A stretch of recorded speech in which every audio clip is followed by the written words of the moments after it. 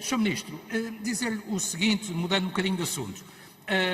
O CDS propôs, o Parlamento aprovou, a Vossa Excelência esteve envolvido nesse processo em relação à questão de Moçambique e de Cabo Delgado. E eu pergunto-se qual é o ponto da situação que faz, qual é a situação atual, qual a intervenção da União Europeia e quais as perspectivas nessa matéria, designadamente do ponto de vista também humanitário, porque sabemos que a questão de defesa depende, obviamente, também do Estado moçambicano.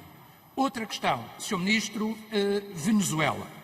O Sr. Ministro falou aqui, e bem, e é relevante que o tenha feito, e sabemos que é importante, na questão da existência de vários eleitos portugueses, eleitos não, escolhidos, designados, embaixadores portugueses com funções importantes no plano internacional, é motivo de orgulho para nós todos, como é evidente.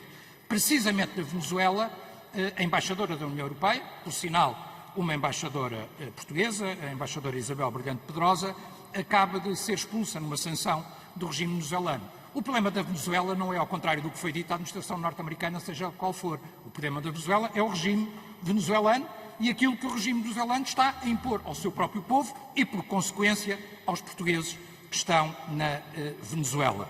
O que eu pergunto, Sr. Ministro, é qual é a situação no apoio a esses portugueses, qual é a situação no apoio consular, no apoio, na capacidade de chegar ao terreno neste quadro de pandemia, qual o quadro com Portugal na presidência da União Europeia, das relações União Europeia-Venezuela, depois da expulsão da embaixadora, por tal sinal, uma portuguesa, e já agora uma pergunta, Sr. Ministro, que me ocorreu e que me parece interessante, que é, o Sr. Ministro disse, o Governo português tem dito, que vamos dispensar vacinas para a cooperação e para os países, designadamente para os países africanos de língua oficial portuguesa. Nada a opor, Sr. Ministro, estou de acordo com esse princípio, mas obviamente que se me levanta uma dúvida.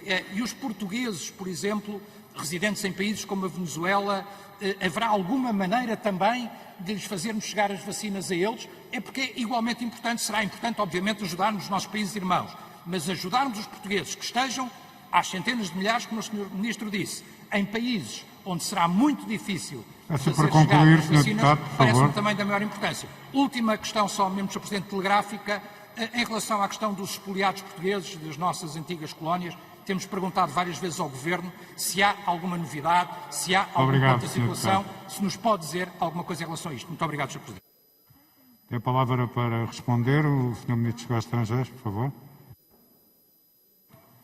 Muito obrigado, Sr. Presidente. Sr. Deputado, em relação a Moçambique, o Serviço Europeu de Ação Externa está a trabalhar com a Comissão para fazer o chamado documento político de abordagem de crise, que é essencial para que a missão de treino possa fazer-se e, entretanto, incrementamos a ação humanitária e o apoio ao desenvolvimento, designadamente com o projeto Emprego Mais, que é gerido pela própria cooperação portuguesa.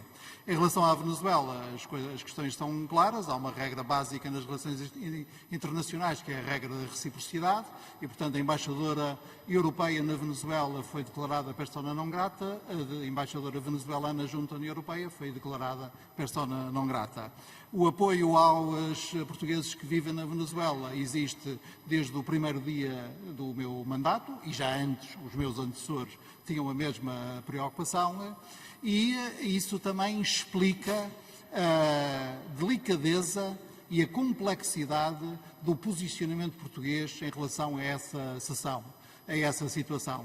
Sempre tenho dito, porque é a verdade mais pura, que o critério fundamental em relação a qualquer decisão que eu tenha que tomar relativa à Venezuela, a primeira pergunta que eu faço é: essa decisão ajuda ou prejudica a situação dos portugueses que vivem na Venezuela? E todos os meus colegas compreendem que essa seja a primeira pergunta que eu faça.